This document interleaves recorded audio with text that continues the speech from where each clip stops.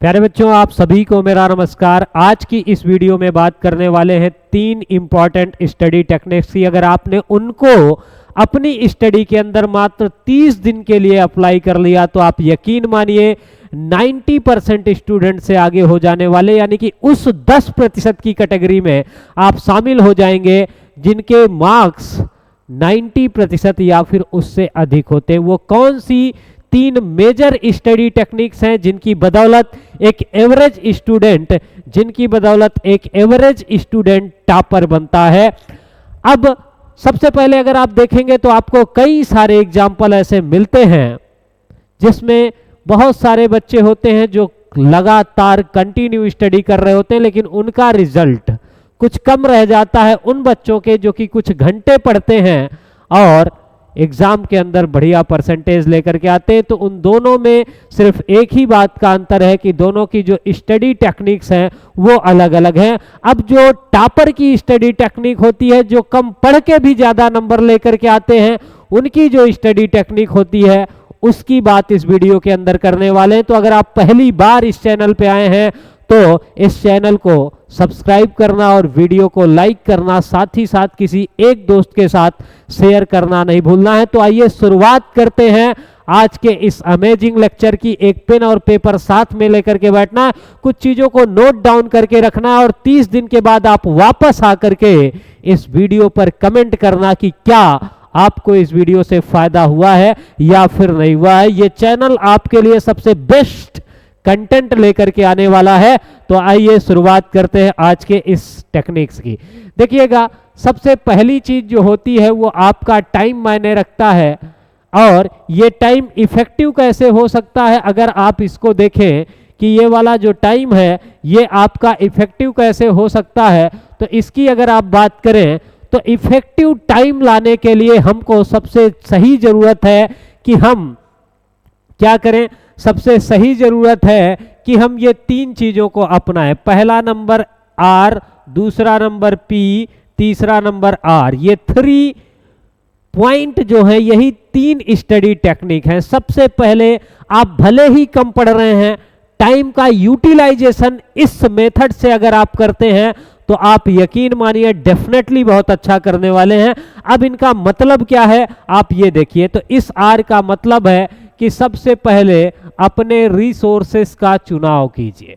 Resources का मतलब क्या है कि सबसे पहले अगर आप कोई भी चैप्टर पढ़ने वाले हैं तो उसका एक फिक्स रिसोर्स कर लीजिए कि मैं बुक से इस चैप्टर को पढ़ने वाला हूं, या फिर वीडियो लेक्चर देखने वाला हूं, या फिर क्लासरूम वाली नोट से पढ़ने वाला हूं, या फिर मैं स्वयं से इसको बुक से पढ़ने वाला हूं।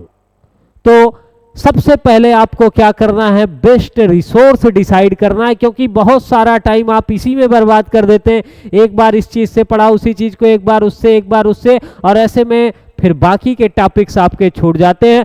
तो सबसे पहला आपको क्या डिसाइड करना है कि जिस चीज को आप पढ़ने जा रहे हैं उसके लिए आपका जो रिसोर्स है वो क्या होने वाला है। एक बेस्ट रिसोर्स डिसाइड कीजिए और उससे उस चैप्टर को परफेक्टली पूरी तरीके से एक बार पढ़ना है। और जब भी आप पढ़ लेते हैं, चाहे आपने बुक के माध्यम से पढ़ा, चाहे आपने स्कूल के माध्यम से पढ़ा, चाहे आपने कोचिंग के माध्यम से पढ़ा, चाहे आपने वीडियो लेक्चर के माध्यम से पढ़ा, पढ़ने के बाद फिर अगला आपका काम आता है किसका, प्रैक्टिस का। अब आपको यह डिसाइड करना है कि आप प्रैक्टिस कहां से करने वाले, मतलब जो क्वेश्चन आपके पेपर में आते हैं उनको आप कहां से लगाने वाले। आप उसके लिए यूट्यूब का सहारा लेने वाले हैं, या फिर किसी बुक का सहारा लेने वाले, या फिर प्रीवियस ईयर के क्वेश्चन पेपर का सहारा लेने वाले। यानी कि आपको इसकी क्या करनी पड़ेगी, प्रैक्टिस करनी पड़ेगी। आपने कोई कॉन्सेप्ट देखा और सीखा,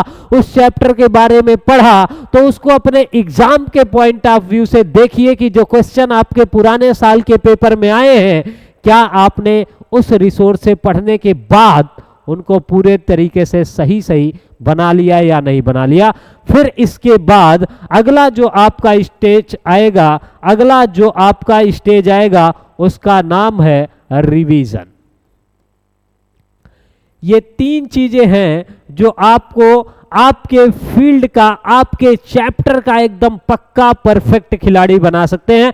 यानी कि जैसे ही आपने इस रिसोर्स का यूज किया, चाहे आप कोचिंग गए हो, चाहे आपने कोई वीडियो लेक्चर देखा हो, चाहे आपने किसी भी जगह से इसको पढ़ा हो, तो सबसे पहला आपका काम है कि आप उसी शाम को 10 मिनट के लिए टाइम देकर के जो भी आपने 2-4 पेज पढ़े हैं उससे क्या करेंगे, इसको रिवाइज करेंगे, उसी दिन रिवाइज करेंगे।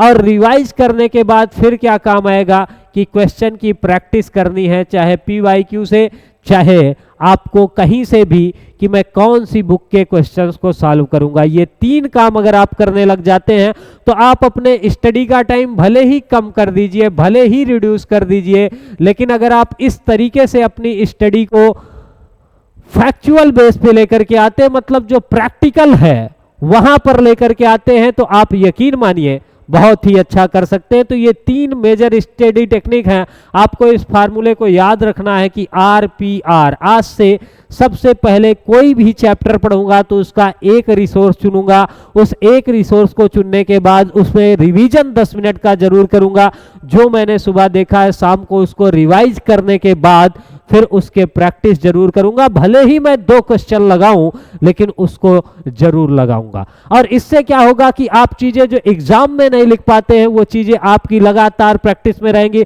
आप क्वेश्चन देखेंगे तो आंसर लिखने के लिए आपका दिमाग पूरी तरीके से रिपेयर्ड रहेगा, प्रिपेयर्ड रहेगा, और आप डेफिनेटली बहुत अच्छा कर रहे होंगे। और अगर आप इसी तरीके के और सारी वीडियो चाहते हैं तो मैंने इसमें बना करके रखा है कि 3 महीने के अंदर या फिर कम टाइम के अंदर आप अपना सिलेबस कैसे पूरा कर सकते हैं। अरे बहुत सारे बच्चे होते हैं जिन्होंने अभी तक स्टार्ट नहीं करा होता है, लेकिन 1 महीने के अंदर, 2 महीने के अंदर, 3 महीने के अंदर अपनी जान इस तरीके से पढ़ाई के अंदर लगा देनी है कि अगली बार जब आपका नाम आए तो आप भी इस 90% वाली कैटेगरी में शामिल होंगे।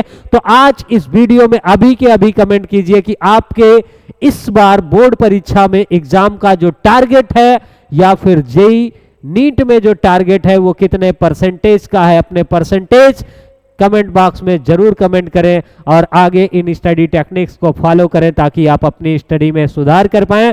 Thank you, happy learning.